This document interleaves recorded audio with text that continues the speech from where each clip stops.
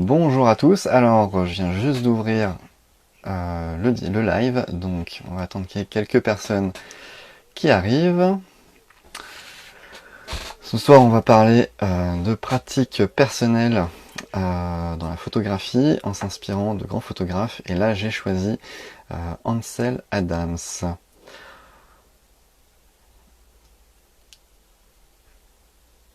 Voilà, là on va attendre que les gens se connectent.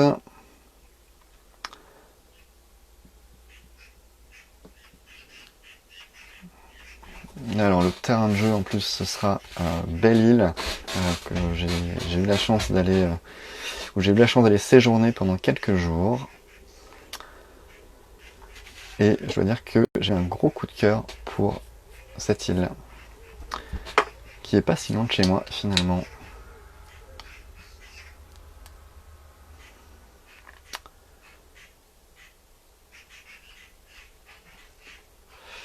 Allez, c'est parti, on va commencer dans un petit instant.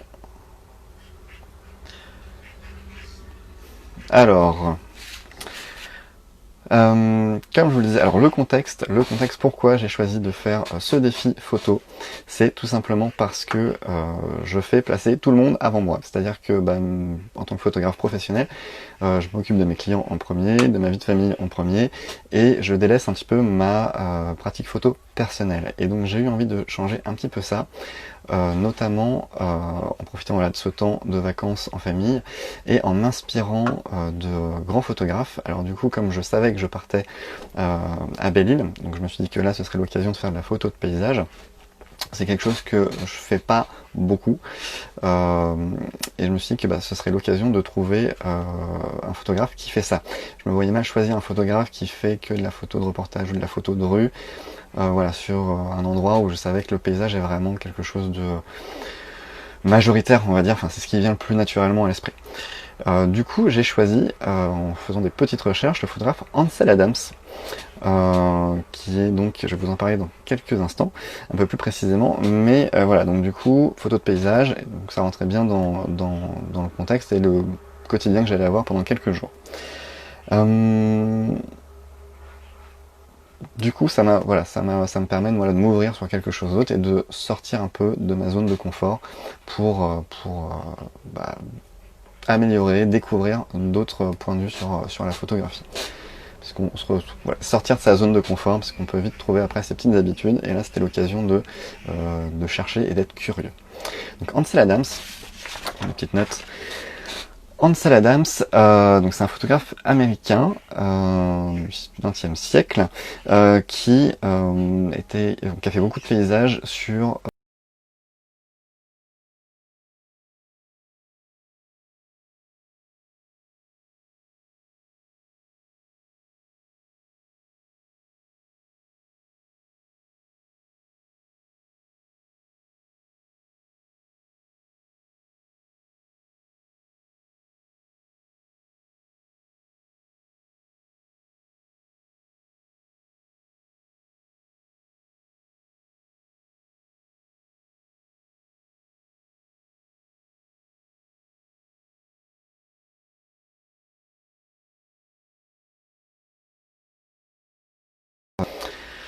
il a aussi inventé ou co-inventé en photographie le zone system. Donc c'est une technique qui permet de récupérer, on va dire, des détails dans les ombres et dans les hautes lumières. Quand on fait une photo de paysage, voilà, on peut avoir un ciel très exposé et une montagne qui va être très sombre.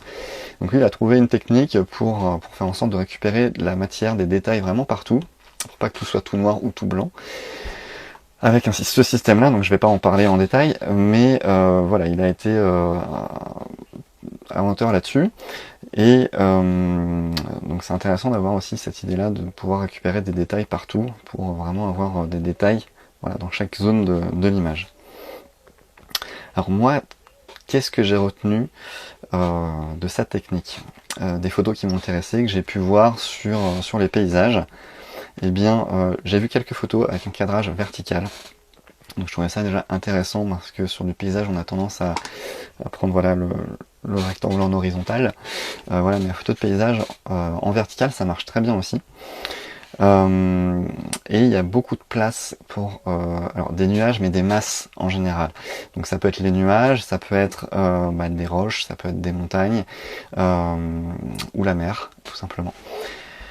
Donc voilà, alors du coup c'est vrai que dans l'équilibre de la photo, parfois ça peut paraître un petit peu trop, mais voilà, il y a vraiment cette idée de grosse masse sur les photos. Et sur certaines, justement, il a beaucoup tassé la ligne d'horizon. Alors, on voit souvent la règle des tiers. J'ai essayé aussi de m'en affranchir.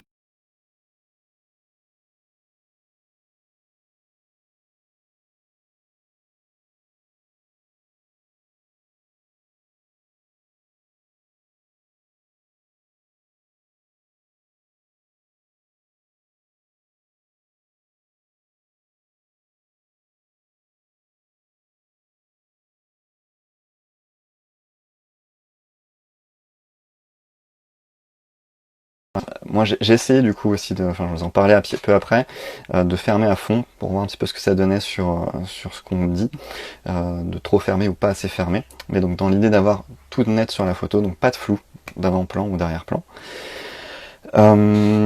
Et dans la composition, un vrai travail sur la profondeur, c'est-à-dire que voilà, on a vraiment les différents plans font qu'on a une vraie profondeur dans l'image. On plonge dedans. On n'est pas sur quelque chose qui va être où tout va être très loin et où en fait ça va être assez plat. Donc il y a vraiment plusieurs plans qui font qu'on entre dans la photo. Voilà, donc c'est les points qui m'ont parlé et que j'ai voulu moi travailler ensuite dans ce petit séjour à Belle-Île. Donc du coup, comment je l'ai vécu? Alors déjà ça m'a ultra motivé. Je me suis levé tôt, ça faisait longtemps.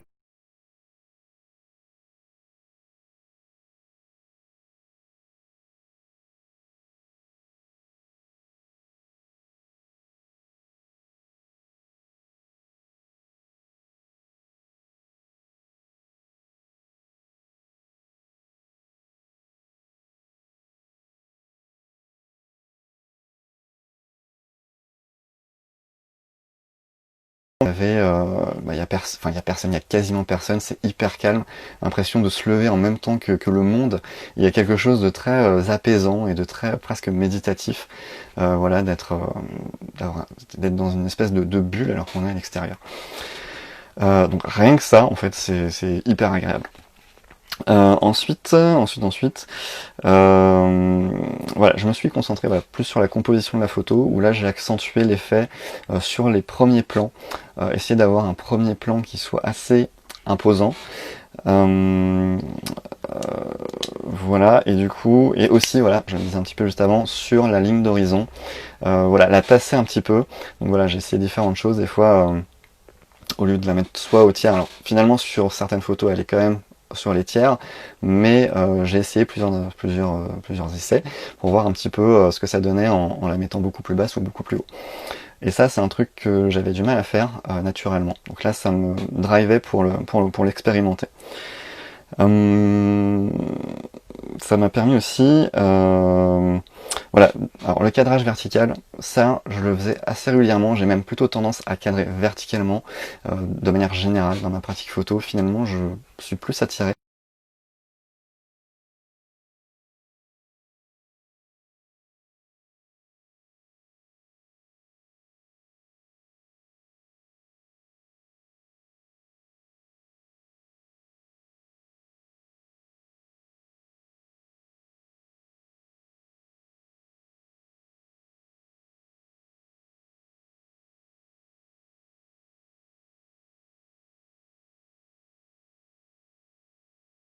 S22, parce que du coup on a un phénomène au niveau de la lumière qui fait que la photo perd un peu de son pep, peut-être son pétillant. Je me suis dit, je vais quand même essayer, voir ce que ça donne. Et donc j'ai fermé à fond, donc à 22, et je me suis rendu compte que effectivement c'était pas terrible au niveau de la qualité de la photo. Donc du coup je suis plutôt revenu à quelque chose autour de 16 voire 11, voire un peu moins sur certaines, parce qu'au lever du jour j'avais pas de trépied, donc il fallait vraiment que que ma photo soit assez prise rapidement. Donc voilà, mais du coup je me suis dit autant essayer à fond, voilà. On dit, et c'est vrai, qu'il faut pas trop fermer le diaph, bah c'est vrai. Voilà, donc ça m'a, je me suis dit, tiens, je vais quand même le vérifier pour être bien sûr, mais c'était bien le cas. Je m'en doutais un petit peu quand même. Voilà, du coup, c'est les points voilà qui m'ont moi marqué auxquels j'ai fait attention dans les photos que j'ai prises pendant ces quelques jours. Alors maintenant, je vais revenir un petit peu sur les photos que j'ai prises et qui sont du coup sur le compte Insta, donc c'est le précédent post. Du coup, ça va pas être pratique pour vous ni pour moi de vous les présenter dans le live.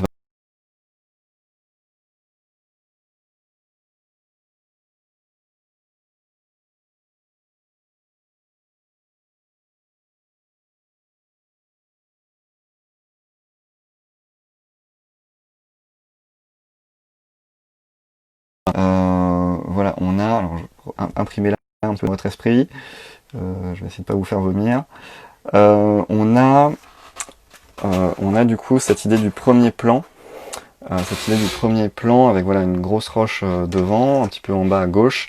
On a vraiment cette grosse falaise juste en arrière-plan et on a entre les deux bah, finalement la mer, voilà avec des petites vaguelettes qui forment un trait en fait et qui vont aussi guider le regard. Donc en plus d'avoir des plans qui vont donner de la profondeur, on a aussi cette ligne qui part vers le fond et donc qui aide à bah, entrer encore plus dans la photo. Pour le coup, c'est vraiment inspiré d'une des photos que j'ai postées de Ansel Adams avant, où on a vraiment cette dynamique-là. Donc c'est pas du tout la même photo, mais il y a cet esprit voilà de la mer à gauche, à droite, pardon. Voilà, et avec ce trait voilà, de vague qui donne cette sensation de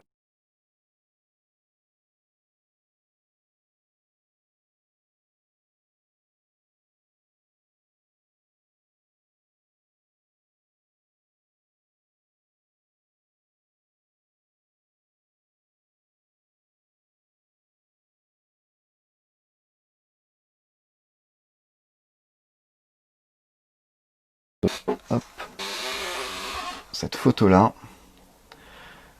On a cette photo-là. Alors là, du coup, on a différentes choses. On a le chemin à gauche. Euh, du coup qui permet de guider le regard et qui emmène aux aiguilles et ensuite les aiguilles qui emmènent vers la ligne d'horizon.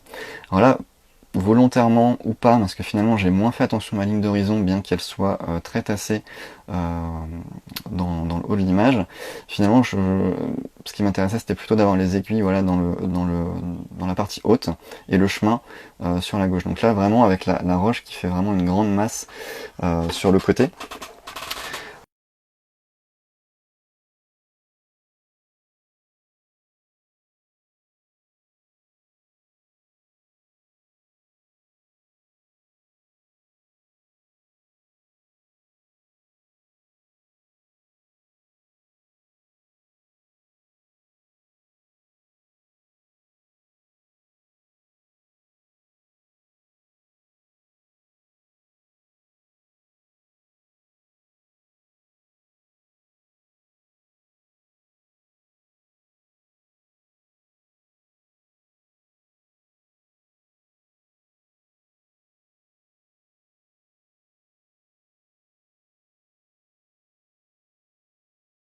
Bon, c'est à cet endroit-là aussi que Claude Monet a peint certains de ses tableaux, voilà, des aiguilles de Belle-Île.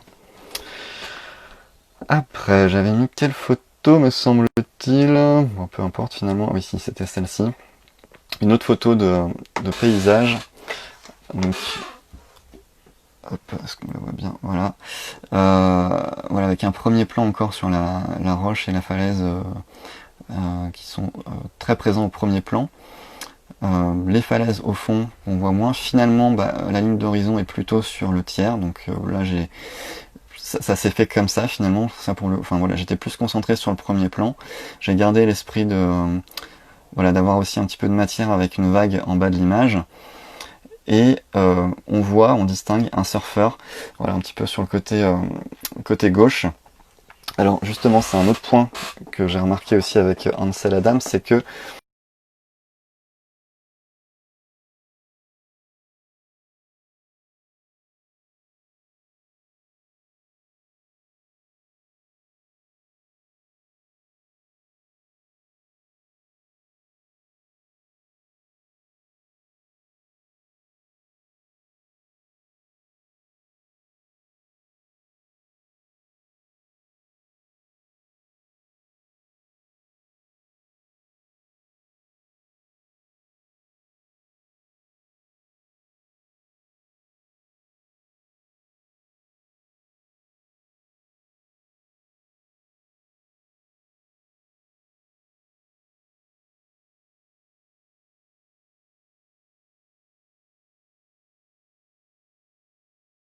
puis laisser la liberté de faire voilà, dans cette inspiration de. La photo suivante que je vais vous présenter, voilà, c'est celle des phares. Alors on y retourne, j'espère que ça va le décalage quand je vous montre l'écran. Hop, c'est plutôt stable. Voilà, on est sur cette photo là, voilà, du phare. Donc là on est dans le port du Palais, donc qui est le point d'entrée de Belle-Île, et c'est au petit matin. Alors du coup voilà, là pour le coup c'est moins forcément inspiré d'Ansel Adams. Voilà, ce serait peut-être juste l'idée d'avoir un premier plan imposant, où j'ai vraiment fait en sorte que ce pylône avec voilà cette bouée soit vraiment imposante, et qu'elle réponde avec le phare en arrière-plan. Voilà, du coup je trouvais ça intéressant d'avoir ces deux-là qui se répondent. Et puis bah vous voyez, naturellement en fait ma ligne d'horizon elle s'est mise finalement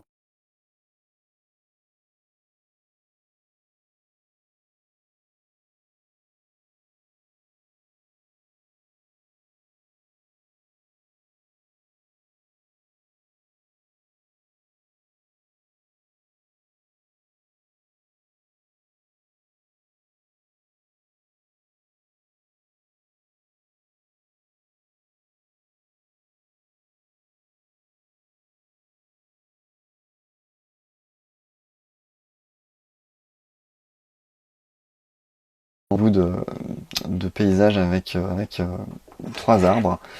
Voilà, et du coup une ligne d'horizon qui va être beaucoup plus basse. Alors je le disais, il faudra retourner voir le post que j'ai posté ce matin pour voir les photos et pouvoir en profiter. Là je vous les remontre un petit peu comme ça pour en parler. Là du coup j'ai fait exprès de mettre ma ligne d'horizon assez basse. Naturellement j'aurais eu tendance, et je l'ai fait avant mais je vous ai pas présenté la photo, à la mettre beaucoup plus haute et en fait à photographier plutôt ce qui aurait été en bas des arbres. Donc ça descendait assez bas et j'aurais plus tendance à photographier ce qu'il y avait en bas. Et finalement voilà, je me suis repris et je me suis dit non, je vais essayer de faire ça de façon plus en calant la ligne beaucoup plus basse.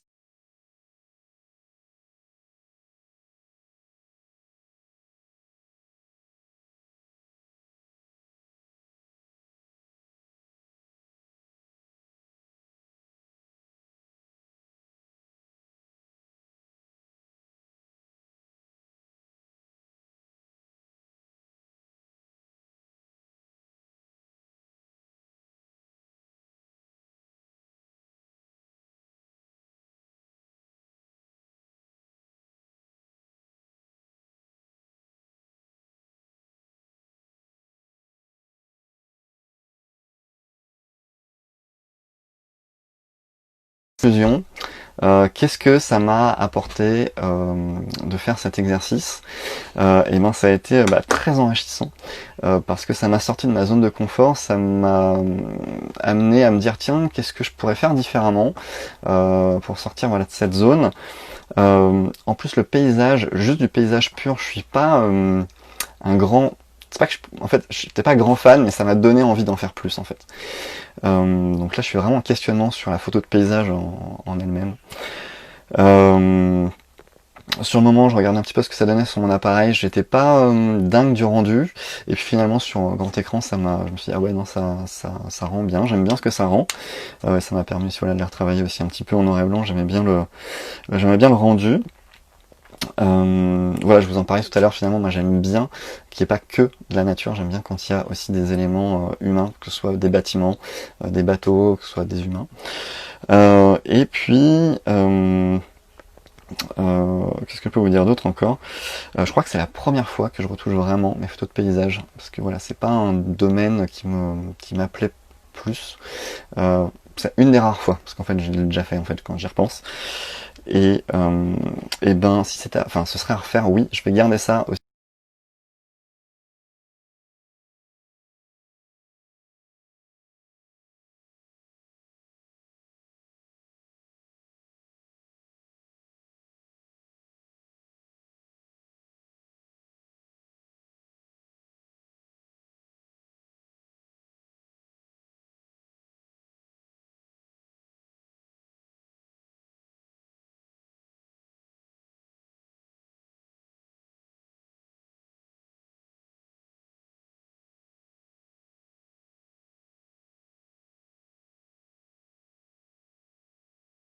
Voilà, ça m'a beaucoup inspiré et ça m'a donné envie de d'en faire plus en fait. Donc je pense que je vais essayer d'intégrer un petit peu plus de paysages, notamment dans le coin où je suis, il y a moyen de le faire pour être Brocéliande. Donc voilà. Eh bien, moi j'arrive à la fin de ce retour d'expérience un petit peu. Je vous invite voilà, à partager par message privé ou en commentaire votre pratique, si voilà, ça vous inspire de suivre un photographe, voilà, de s'inspirer de ce qu'il fait, voilà, pour vous sortir de votre zone de confort, et voilà, ce que ça vous inspire en fait. Et bien sur ce, je vais laisser la vidéo en replay, donc pour ceux qui arriveraient un peu en retard, qui auraient raté le début, vous pourrez le revoir. Et moi, je vous souhaite de belles photos, et puis je referai un live, je pense, alors soit sur Insta, soit sur un autre support, mais l'exercice avec un autre photographe, parce que finalement je trouve ça hyper chouette, et en plus c'est motivant, et ça m'amène voilà, dans ma pratique personnelle. Ce sera peut-être pas toutes les semaines, mais voilà, il y aura de nouveau une session comme celle-ci, je pense. Eh bien, je vous dis au revoir et à bientôt!